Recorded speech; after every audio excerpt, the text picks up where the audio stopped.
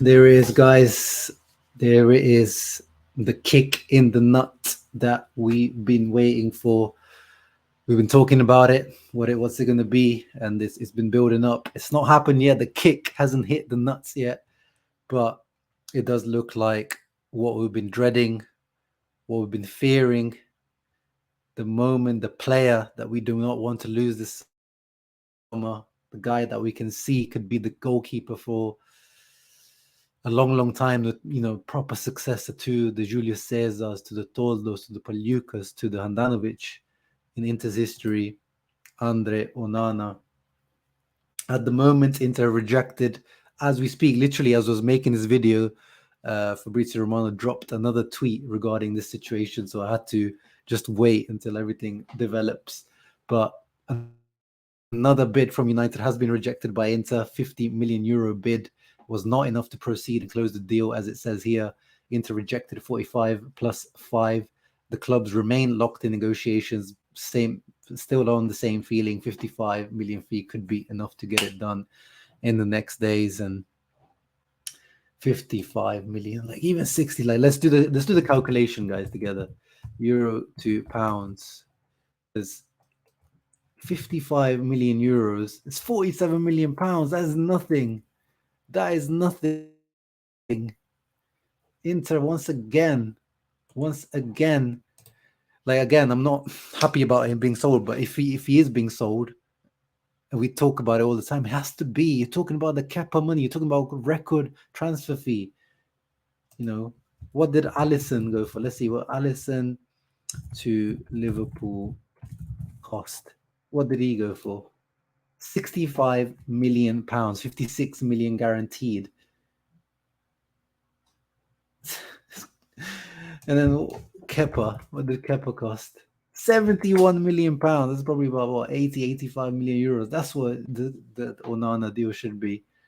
Why are Inter once again selling themselves short here? Because it's when it came to Icardi, Hakimi, Lukaku, we got our money's worth. Some would say, Chelsea fans would definitely say we scammed them with Lukaku. But we had our price and we set it, we negotiated. But now I don't understand why we set a 60 million price here for Onana, and it looks like we might be content with 55 million euros, which is like 47 million pounds, maybe some bonuses in there, but not happy, guys, not happy.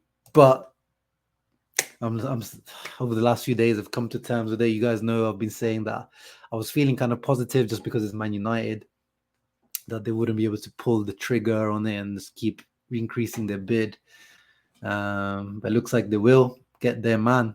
And yeah, it is very sad. But at the same time, what else points to the direction that this is actually happening is the fact that Fabrizio Romano's Instagram post, and this shows really Romano's crazy influence and reach at the moment, but Anatoly Trubin, one of the guys that is linked with Inter at the moment, the young Ukrainian goalkeeper from Shakhtar Donetsk, is commenting underneath the Fabrizio post talking about Onana.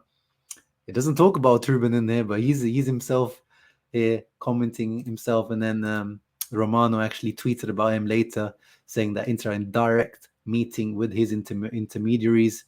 He was spotted at Inter HQ, actually, Trubin's intermediary. He did not release a statement upon exit, but he was definitely there.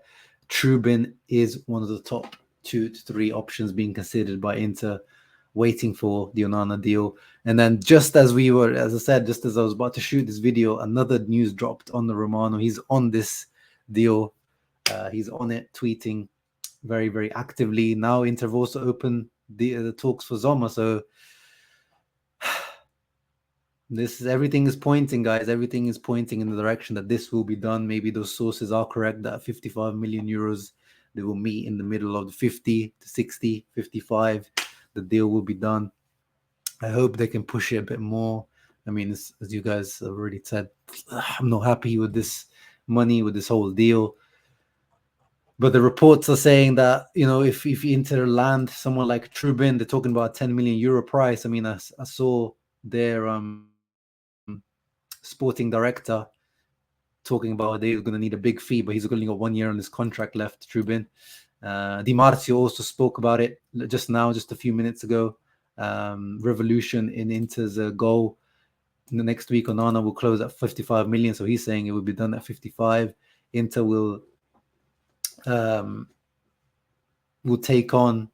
Well, there's no way. He's saying Inter will take on, like prenderà means bring 3 goal. Actually, we do need to bring 3 goalkeepers, but I don't think it will be these 3 because Di Gennaro is the guy we sent to Monza. We sold to Monza past last year, like for 4 or 5 million, which would definitely cost at least double now. But I think, yeah, obviously Inter need to probably bring in 3 goalkeepers, but it won't be these 3. But it looks like what Inter are going to do, Sommer, they're talking about Keylor Navas, these types of older profiles, and a younger profile like Trubin. So they may be thinking to do, the experienced head ready to step in, and Trubin ready to, learn, develop, and be the long-term number 1 maybe.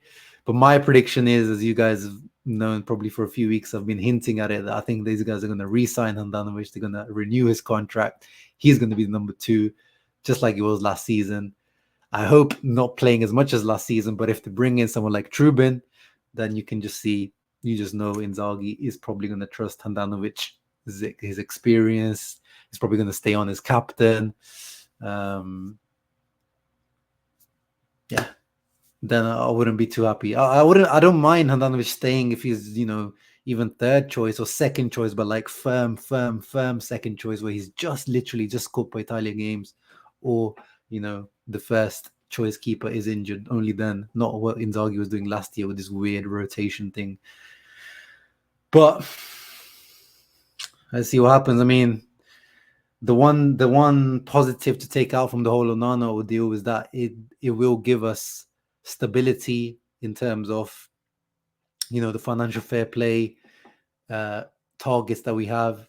It will help us reach those targets in terms of reducing the costs, his wages coming out. Plus Valenza, like he would be a straight, clean capital gain. Onana, that would definitely help the Inter books starting from this financial year, because this is when the FFP financial settlement agreement that we signed starts from this financial year, now that the 2022-23 is closed. And it will give us playing, room to actually buy players without having to wait anymore. This will give us a good inflow of liquidity, credit to go out and buy probably this guy. I know he's splitting the fan base.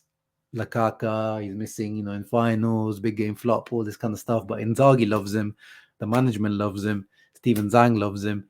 He loves Inter. What other strikers are out there, guys, that can guarantee you what Lukaku can guarantee you when he is fit, which he wasn't for most of last season, but when he was fit, especially towards the end, he was, again, devastating in Serie A. It's going to be that. Probably the centre-back. I'm not happy again with the target of Demiral that they're talking about. To me, is not the right profile. But anyway, it will give us the ability to go for that striker, the centre-back, and maybe the Bellanova replacement. They're talking about this home guy from Spezia yesterday, but hopefully not. Again, another guy I'm not enjoying the links to. And then maybe another midfielder, especially if we manage to offload Sensi. So revolution to the team. This will allow pretty much the revolution to the team, which it was happening anyway with all the free agents leaving us, but it's happening even more now with all this that goes on. So yeah, I know, guys, it's not great news. I know the whole fan base was very much on one train to keep Onana, but that's the reality of the situation at the moment. I know some people want to blame. There's a few guys in my comments all the time like, oh, Steven Zhang, he needs to be flamed, the fans and all this kind of stuff. But at the end of the day, I know that Marotta Ausilio would be very happy to make the sacrifice to be able to have some room to play with now, to actually have some, liquidity to play with, to bring in players and create the squad that they want. As much as I and us, we would want to keep Onana, keep that spine, and of course hoping that this is the last That's the last one this summer. It cannot be any more. Big players, that's the last one. Brozovic, already we undersold. We got undercut there. Onana, we're getting undercut again. But it can't be another one. But let's end it on a good note, guys. Let's end it on a good note. Davide Frattesi announced today, came to Inter HQ, official announcement video, contract signed. He made his first interview and he declared, I really like his words, I want to win trophies, can't wait to celebrate on the Curva Nord. There was particularly one part of his interview, that I really liked. He said, it all started a year and a half ago when I played against Inter for the first time. I was really impressed by the stadium and the fans. You guys remember, we lost at home to Sassuolo, remember? And Raspadori scored, Scamacca scored, Frattesi had a really good game. Marotta praised him after the game. He talks about that, and he said, I was impressed by that. And for me, that was an important factor. The fans, we know how good our fans are, especially at the San Siro. So I didn't have to hesitate for a moment when this opportunity presented itself. I certainly want to win some trophies here. This is, he looks very, very driven. I don't know if you guys saw the video I posted on my channel, the short video about him talking about Theo Hernandez, how much he enjoys dueling. Like, as Lukaku would say, I like his mentality. I'll put all my commitment and right attitude into it, and hopefully also some goals. That's definitely something I'm expecting from Frattesi. I'm putting in a target for Frattesi. At least he scored 7 goals last year for Sassuolo. I want to see 8 goals, all competitions. And of course, we play more competitions compared to Sassuolo, but I want him to match and slightly beat his tally from Sassuolo. That's my target for Davide. And then also he talks about, can't wait to score under the Curva Nord, and of course playing with better teammates, the top players, and I hope I can take things from their games. I want to absorb the positive aspects and show them on the pitch. It will be an honor and pleasure for me. And yeah, that's great to see. Frattesi done, signed, sealed, delivered. And we should be seeing Bisek as well, the young centre-back, being confirmed the next few days. I guess he is on holiday at the moment. And I guess I have to live with it. The Onana replacement, whether it will be Jan Sommer, Trubin. I would like to see a combination of those. I think that makes sense. Keylor Navas, Sommer, alongside a younger Trubin. Get 2 good level goalkeepers to compete with each other.